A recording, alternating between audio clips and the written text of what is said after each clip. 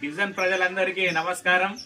మరి 29వ డివిజన్లో ఈరోజు మరి గడప గడపకు ప్రచారం చేస్తున్నటువంటి సందర్భం ఇవాళ హౌసింగ్ బోర్డ్ కాలనీ, లింగపూరు, అదేవిధంగా ఆదర్శ కాలనీ, హనుమాన్ నగర్, ఇందిరమ్మ కాలనీ, అదేవిధంగా గంగపుత్ర నగర్, ఇక్కడ ఈ కాలనీలకు సంబంధించినటువంటి ఏరియాలో మరి స్థానికునిగా సామాన్య కుటుంబం నుంచి మరి ఇక్కడ ఉన్నటువంటి వారంతా సామాన్య కుటుంబానికి చెందిన వారే।